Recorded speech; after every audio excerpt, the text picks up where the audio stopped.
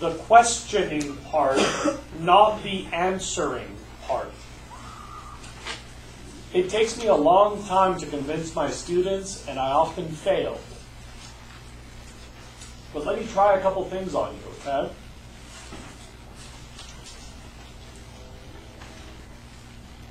First of all, do you know that I have a master's in education? Yes. Have I told you about the topic that I wrote my master's on? No, I am most interested academically in the evolution of human behaviors. But my master's is in education, not in biology. And my master's was on assessment, on how to write and interpret exams. In order to do this, I had to study a lot of neurology, a lot of stuff about how your brain works.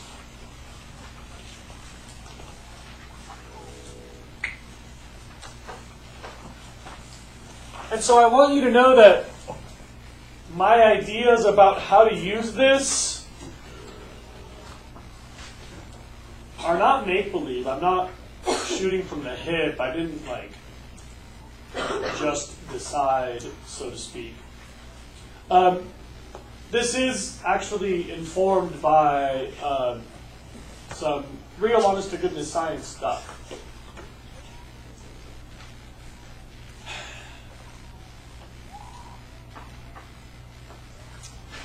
The answers to those essays are irrelevant. Nobody will see your answers. They're not going to be graded. Just so you know, what you write about these questions is not important. They're also not important to you. There's no benefit in having the right answers. Just to be clear, they never ask the same question.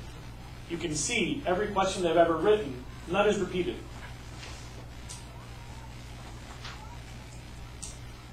They don't even ask the same subject, although you'll notice a few things pop up more than once.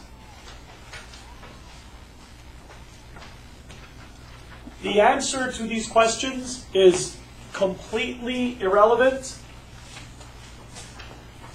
Nobody will grade you on this. This is not a test. Because you're good students and you're in high school, when you see this, I'm guessing most of you will have some sort of anxiety about knowing what the right answer is. The questions are really difficult. Just so you don't think there's something wrong with you, nobody here can answer even half of these questions. The national average is about a 3 to a 4 out of 10 on these questions. Yeah. Just so you know, when you think you've answered it right, about 30 to 40, maybe 50% of your answers will actually be wrong.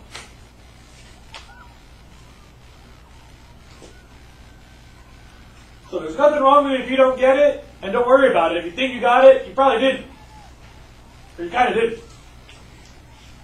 But the answers are completely irrelevant. Nobody's going to look at them. Nobody's going to ask you. Nobody cares. There's no point in answering them.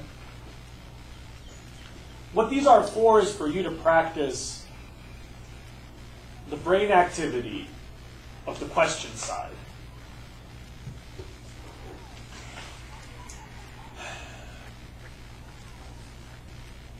Do not find the answer to these questions at this point. Just so you know, I can tell you where to find every answer. There's this thing called the Google machine on the interweb. www.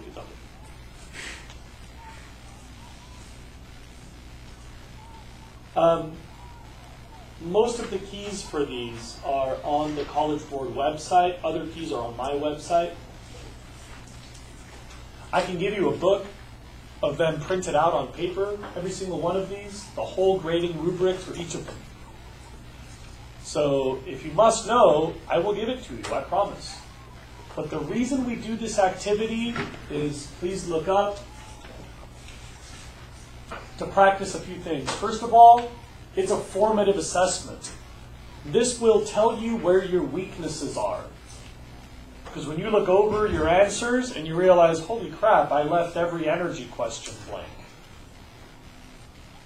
then you'll know where your weaknesses are, and that's important.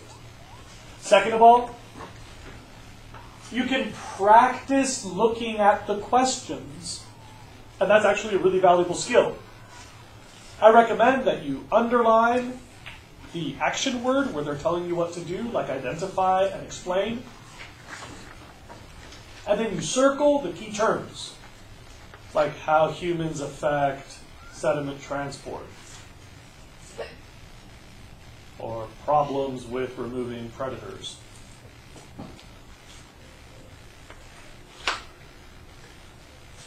It's important to practice this. You can answer in outline form. You don't need to write out full sentences. And you should use what's called free association. So if you come up with something totally random, you guys know what a Rorschach test is? Where they like show you a random ink blot and you go like, oh, that looks like my mom making out with a butterfly or something. Free association is very useful for this. You have to write something.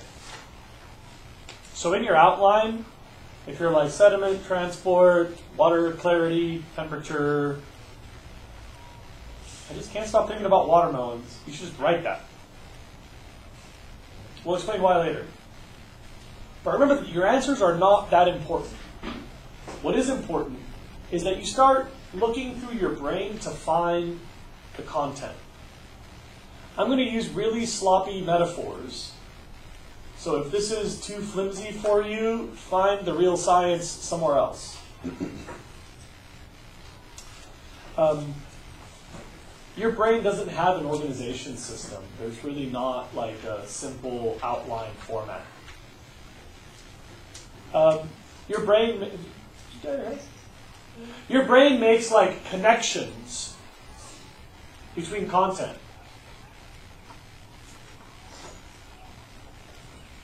And those connections are like trails in a meadow. If you use the connection, they stay really clear. As soon as you stop using that trail, it gets overgrown. As soon as you stop making connections between content, those little tidbits will stay in your brain forever, but they come loose from the others.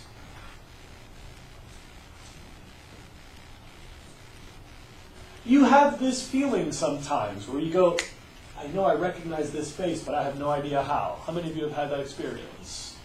That's a loose tidbit. You've lost the connection. That feeling you get when it's like, I know this person. How the thing I just... And then you start going through like a checklist, right? Like, in my class? No. In my Alcoholics Anonymous group? No. In my Narconon group? No. In my sex addicts group? No. In my church? No. Boy Scout group? No. And you like go through that checklist. You're trying to see, like, is there a connection between Boy Scout group and that person? Like, nope, no trail leads there, so that's not it.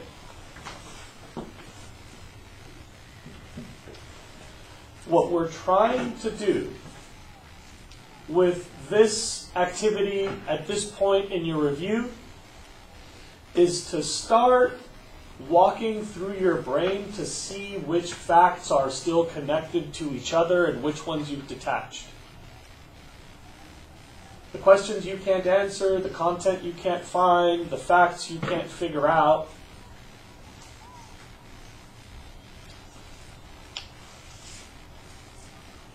Those are important to know, but even more important is just starting to explore your memories. See what's in there. See which trails you have. See which connections you already have. A lot of my students are only focused on this as a way to reach the answers because you value answers to the exam as a resource, right? It's like, hey, what's on the test tomorrow? Great. Well, guess what? This is not on the test. They're not going to ask you the same questions. These answers won't help you. That's like asking what's on the Spanish test and then walking into the French test. It's not going to help. These answers are irrelevant.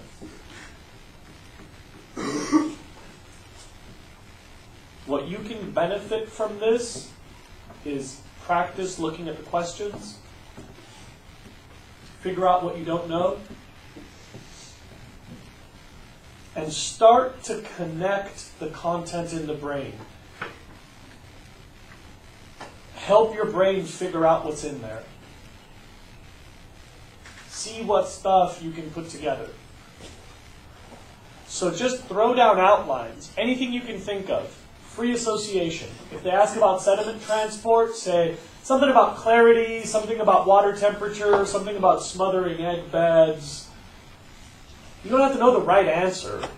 It's just to see which content you can connect in your brain. Help your brain look through the files. Help your brain explore the meta to see where the trails lead.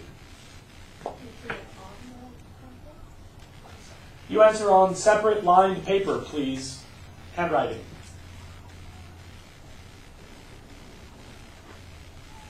In a few more days, I promise, I'll give you all the answers you want. And by the way, they're all posted on the internet. If you're persistent enough, you can search AP Environmental Science free response question. They're called grading guidelines. But please don't do that. You really, really, really don't need the right answer. It doesn't matter. This will not be graded. No one will see it. There's no point knowing the answer. They're not going to ask you the same questions. The point is for you to practice the questioning.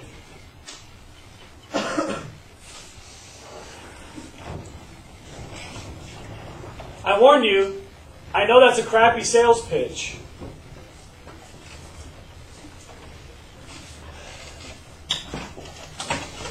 Okay. Your solar house model is due Tuesday the 29th. And now, we've got, 20-odd minutes to move the ball forward on your world projects, your end projects. Who took notes the last time we did this? Can you continue with that? Who had something to look into over the weekend? Jack.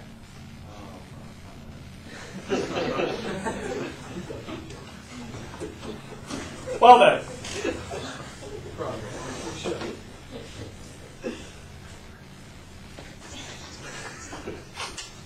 That was all time right there. Marissa, what else did we have on our notes? Drought, water, edible campus, water lawn, Amazon, ongoing MADI project. Okay. Regarding drought stuff, period 2 seems to be focusing on the drought. They're not really clear yet what they're going to do. Some ideas that they've thrown out are something about a demonstration xeriscape garden, helping people know that the city gives a $1,000 rebate for arid landscaping, low water use landscaping. And I'm not really clear what else. We've got about 20 minutes. There's no wrong answers. This is your time. Just so you know, elections are a week from today for the Your World positions. It would help if you had a project by then. Now it's your turn. What topics are you interested in? You don't have to have a project yet. Stop, what are you doing, dude? We're just talking about Your World right now, your project. Fun stuff. Yeah. What's going to be good? Yeah, cool. You have an update already? Yeah, no, everyone is.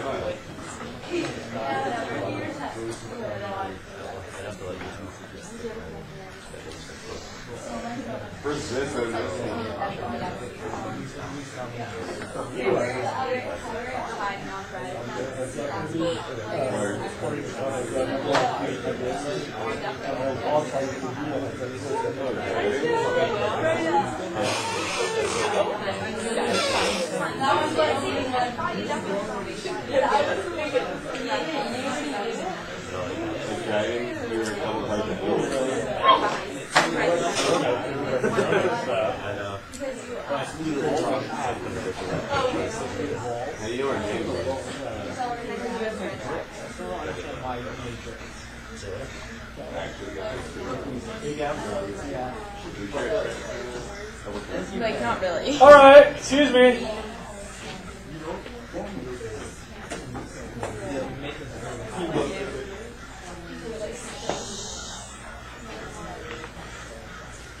A few things I should mention. In case you didn't remember, this is the. This is, in my opinion, like the one thing in my teaching that I actually have some ownership of and I'm kind of excited about. I make it worth half of your semester grade because I really want you to invest in it. And I gotta say, I kind of wish more of school had been like this for me. I essentially have nothing left to teach you. I can help you get ready for the exam, and then I'm done here. I've given you all the knowledge I can, and this is, I think, one of the only projects in high school where you have a completely open-ended opportunity to do something.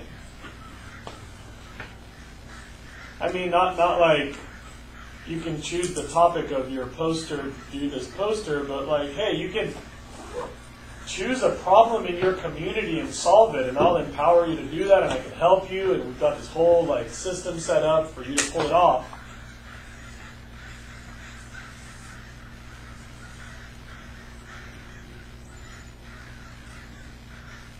I think more of school should be like this, and sorry, hold on a second. I think more of school should be like this. And I gotta say that usually kids are really pumped on this project. Like most years, kids are psyched to do it. But this is the part where it'll either be an awesome project where you'll spend a month doing something that everybody's really passionate about and fired up about, and you get like something that you're really proud of and it's super badass. Or like, is this gonna feel like a chore and you're all gonna start to bicker and dislike each other even more? I really want you guys to choose a good project, and I can really help you with this, but you really have to make an effort to find a topic that you're worried about, and then be creative about how you can do something to fix it. William? I wonder if you get like list off what we thought of, Marissa just did that. Marissa, can you do that again, please? What do you say? So list off what we thought of before. Is that Oh. what you asked, William? Oh, yeah. Okay. So drought / fixed leaks, water, toilet flush, edible campus, water lawn, Amazon, and then ongoing matting.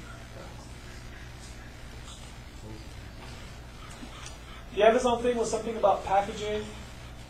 I sort of thought that part of the project doesn't seem like something that we can directly act in. It's more like trying to get someone else to do something different. And that's already difficult. And then when you pick the largest company in the world, that seems especially challenging. Somebody raise their hand? Yeah, go. I have a lot of friends who are taking the zero period, and it's extremely influential on the education that they choose in the future. and they hope to pursue it, plus maybe you could do it at a younger level, maybe it's a junior high kind of garden there, so they could get that interest there, and then rather than being all of a sudden interested in junior year, they get younger and then maybe with more activities in the community, and more like leaning on education really. So I think you're on to a very valuable topic. Right. But it just, I feel like it would be really hard for it. And so the question is, what can this group of kids do in a month that will change the educational trajectory of our region for years to come? I think education is obviously an important thing to focus on. And by the way, all projects must have an educational outreach thing. And those of you who are distracted by your cell phones, could you please put them away? Since this project is half your grade, it might help you to know what's going on and to participate in guiding it. I think that the education thing is good. You've got to have education in all your projects. But I don't know how, like, if there's a problem broken that we can fix through direct action there. If there are schools that need gardens, we could start them for them. But the problem is, it's like a thing, it's like somebody, it's like being like, oh, you don't have a child? Here, let me give you one. Good luck. And then, like, the question is, are they ready to adopt? Because that's a big ongoing commitment. But that's something that we could do. I don't know, if you think of something else that we could do, I'm open to it. But I'd say narrow your focus on what we can do within that. What else? If we were able to find, say, a teacher or something at a school that was willing to kind of take it on and continue it, would that be a possibility? Sure. I mean, my students over the years have started a number of school gardens. They made a large native garden over at Santa Barbara Middle School, and they made a whole bunch of food gardens at elementary schools and after-school programs. But most of those didn't survive the first year because of that issue, the adoption problem. You know, gardens aren't things that you start, they're things that you keep. You know, it's like it's the difference between a long-term relationship and a one-night stand. I think a lot of people treat it like a one-night stand when it's a long-term relationship. Yeah, Nick? One thing we could do if we wanted to go to Garden Group was to get in touch with any school, just get in touch with schools and see if they would be open and if they would want us. And we could then build one.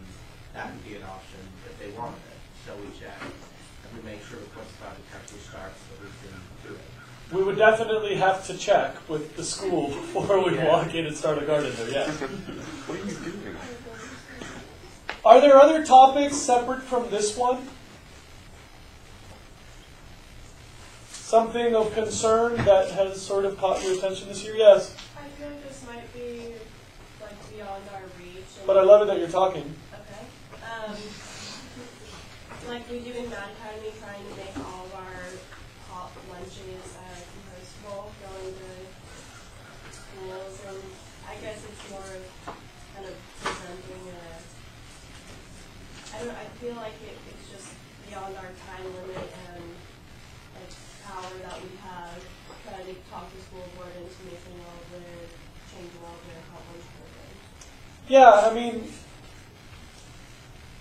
this is, again, a really critical issue. I think you guys have a really good sight for the problems. But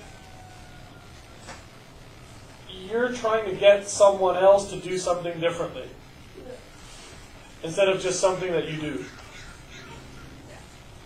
And so that may be doable, but what if 3 weeks from now, they go, oh, sorry, we couldn't afford the thingamabobber. Like, oh, okay. Like, trying to manipulate someone else to change their behavior is about the hardest project. And you're talking about a large bureaucratic institution that probably won't meet with you in a month. And those of you that are still distracted by your cell phones, let me, again, ask you to please put them away. Yes? Can we do something at the zoo and like how each animal's like habitat and how we're like disturbing their habitat, like informational? That's interesting. So add content to the zoo. Right, like on the environmental effects that we're doing at the affects their habitat, their natural habitat. If we found a person at the zoo who was in charge of signage, we could ask them if that helps. I like the fact that there's a direct action, like the research required to get the thingamabobbers. But I think that there's two questions that you would need to answer, and that would require you knowing people at the zoo. Does anybody here know people at the zoo? Upper levels of management? I burned that bridge. I left on really bad terms. Did you free any animals? No, but sometimes that happens. Unfortunately, the few friends that I left behind me no longer work there. And the people that I know in the management there probably don't remember me fondly. What'd you do? I told them that they were making a mistake. Like, they made some programming decisions that I thought were not wise. Did they end up seeing sunlight? I think so. Look, for the zoo project, I like the part where you've picked something that you can do, like get together the signage. The two questions, like Nick was saying, like we should check to see if we can come over their fence and build a garden there. Or in this case, we should see if the zoo needs and wants additional signage. And my hunch is that it might be an issue of the funding for the price of signage as much as it is for the content of the signage. A lot of times they don't like to invest in signage for the displays because by the time you get the display built and the signage built and installed, it kind of locks you into having one thing in that cage. And most of the displays there have like a rolling population of organisms. But it is kind of neat to discuss how our actions impact diversity around the world. We could do like a booklet or something, and then like we could bring them up, and they could just take a booklet and go into the review or something. So your homework tonight is to see who, like, chase down the person that's in charge of that. See if you can reach them. And if you chase down that person tonight, we can talk about what to tell them later. So find that person first. Who's in charge of all the signage and outreach materials? Yes? When we went to UCSB, the students were getting rid of the ice plant, some invasive species. Could we kind of maybe try to do something like that and kind of get rid of some invasive species and kind of help repopulate some native plants? Yeah.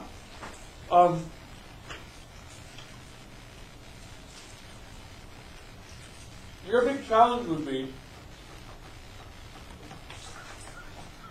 what are you going to put in that isn't more work to take care of? Because our problem with, and by the way, I think another problem would be, you got a lot of kids that like to get dirt under their nails. Like, this isn't like put on nice gloves and go garden in the sun with a pretty hat on.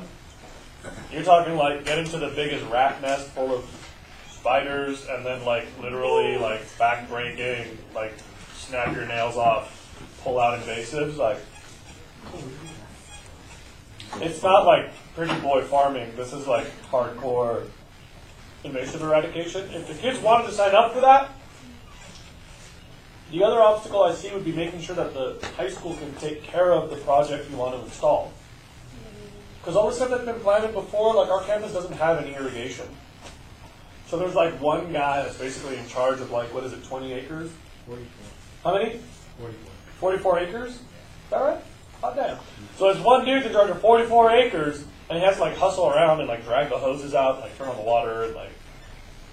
So if you're like, yeah, bro, look, I planted you something, he sees that as, holy crap, I got to keep all that alive too now, like. But I do like that idea, and I can tell you who to talk to. His name is Javier. If you see me after school, I'll give you his number.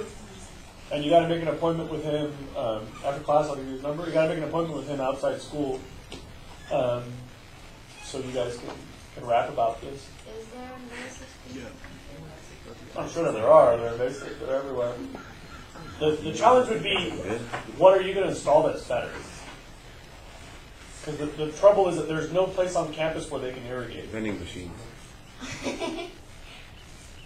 William? Would we just do like invasive eradication projects in the backcountry or like on the side of the freeway? Yeah, that's Something? also what Like I all was like an thinking. animal or just that Not limited to physical. I'll bet that you could. wasn't husky. Who wants to look into invasive eradication organizations in Santa Barbara?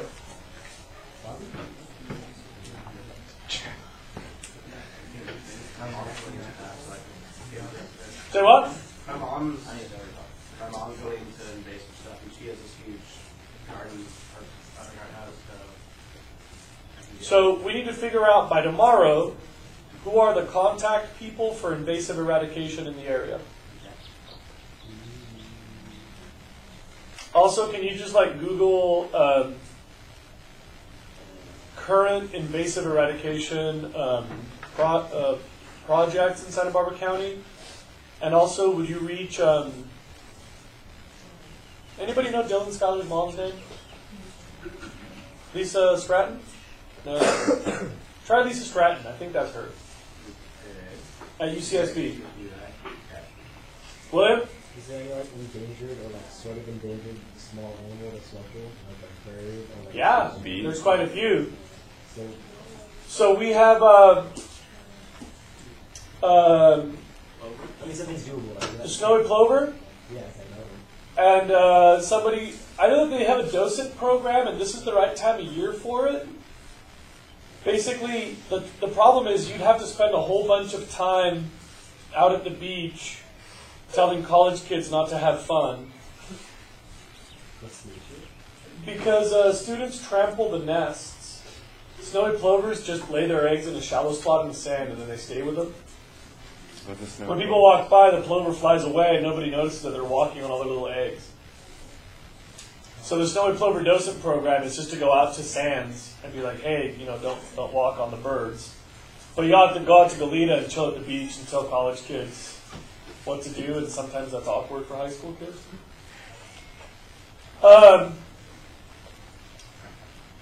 We have steelhead, and we've had a couple projects before about steelhead. Both of those like to put up signage and to like manage trails so there isn't erosion into the creeks. But it's kind of a horrible year already for steelhead. I don't know if that's going to make it harder to make that project interesting. We have a little fish called a tidewater goby that's endangered, but I don't know what's going on with those. Not much. You can look into it and find out more endangered.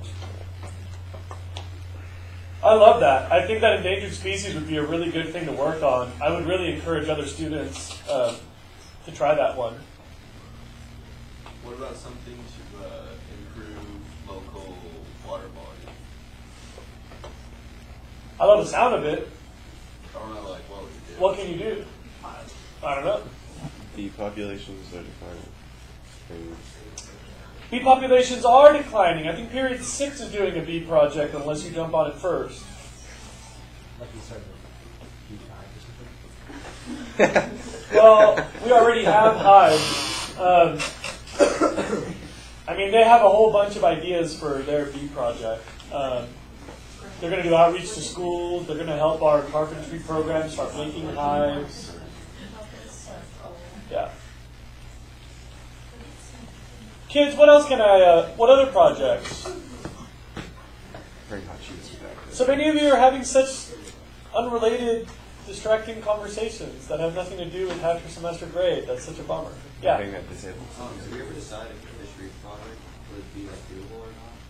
No, that was your homework. Okay, so I think it's probably not like that. Really? Because that's what you said last time, and I've been burned before, Jack. It was 420. Come on.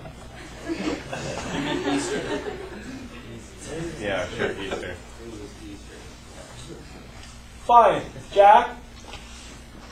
Get in touch with that dude today. And our question is, what can we do? That's my favorite project of all. Like, for me, that would be, like, if we can get an ongoing relationship that has something to do with kelp restoration in this class, or reef restoration in this class, like, I love it. So my question to him is like, what can we do to contribute to the fisheries project? Or Yeah. can you help us with like a separate online project? Right. And by the way, if he can't do this, there's probably other people that also do stuff like this. You know what I keep thinking? Like, why can't we just take, like, old toilets or something that's just random ceramic, or like old cinder blocks, and just make an artificial reef somewhere, and just like, are there no other artificial reef projects except for that one? Is it like illegal to go do that? Can we just drop off and grab it? I'd love to know more. Water bottles and I'd love to know more.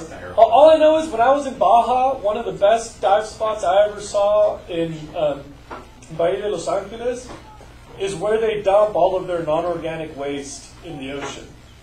They take like old construction materials and like random, and as long as it's rock or masonry, they just drop it in this one spot in the bay. Kind of like with the island. Yeah. Now, there's probably the right and the wrong way to do this. I'm not saying that we should start littering in the ocean, but is there no project like that we? I don't know, man. I don't know. Well, that's what UCSB does with all the housing permits that come in the ocean. And they Really? Who does that? my mom, I just heard about it this weekend. Homework. Go find out about that. Because if we could do a bigger version or help them do that or get more, like do an old used toilet drive, dang, that would be so rad. Get in touch with that person. I gotta say, that's my favorite. Like, I totally think that is the best. Because, by the way, you can connect it to the drought and be like, hey, if you have an old toilet, there's probably a state rebate program where they'll help you get your new one, and then we can take the old one away and put it wherever this one is. Is there already like a reef between? Apparently, UCSB has like an old toilet artificial reef. I didn't know that. Around like campus or what? Kyla tells a lot of lies. But that's what she's saying. Never trust no woman, Jack. But who knows? Maybe this is right. I don't know. Children, what else? I love the fact that some people are contributing. Please help us. What if we like collected a bunch of e-waste? E-waste drives are cool. We've done a couple of those. One that we did that was super killer, we collected a bunch of e-waste for computers for families. We could revive that project. The problem is, if you're going to do a project that's been done before, you got to show me how it's going to be bigger. Since people have already done an e-waste drive, then another e-waste drive, then a computers for families drive, you'd be able to take advantage of all of their work and relaunch their project. Do you have like specifics on stuff they did? Yeah, I have their whole folder. Students, which person here is available at lunch today to come look at the Computers for Families project from before? Gabe, would you like to do that? Yes, sir. Okay, so Gabe's going to come today at lunch. Marissa, make sure we have that one written down to ask Gabe how that went. You got all these other assignments to check back with these kids? Please remember those homework